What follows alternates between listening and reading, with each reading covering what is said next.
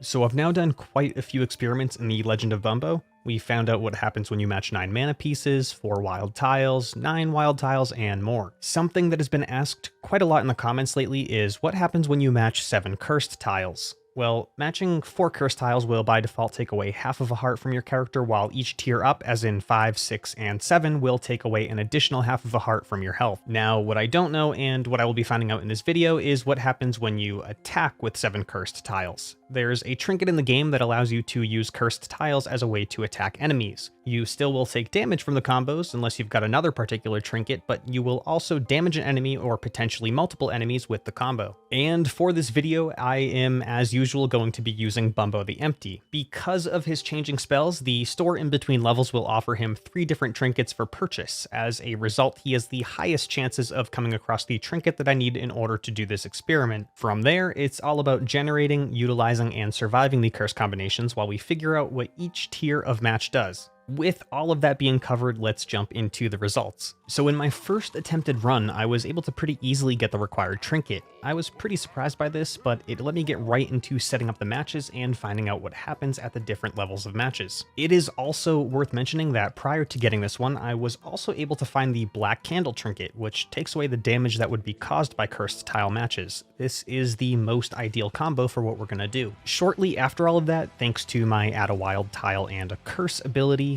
I had a simple 4 cursed tile match ready to go. There were a bunch of enemies in the room with plenty of health remaining, and I didn't really expect the results to be so solid.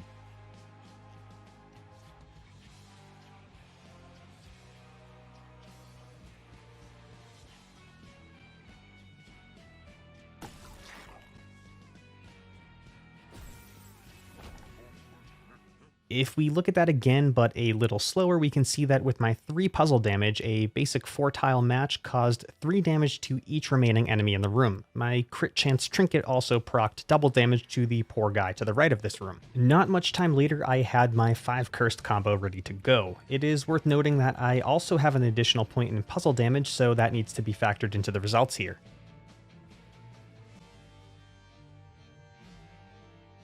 It seems that time we did 3 damage to whatever we could, but 0 damage to enemies who didn't feel like taking our puzzle damage. Cursed tile attacks seem to go for literally everything within a given room, regardless of combo size. Next up, we have a 6 cursed tile attack. This is actually within the same room as the 5 combo, but the results should still be interpretable.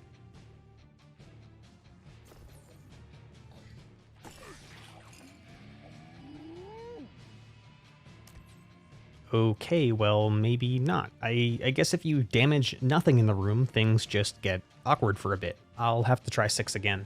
So I had a 7 ready to go in the last room, but I needed to see what would happen with 6 since the last one was kinda strange. Okay, again, we seem to have just hit 3 on everything in the room. Not too promising for what 7 will be.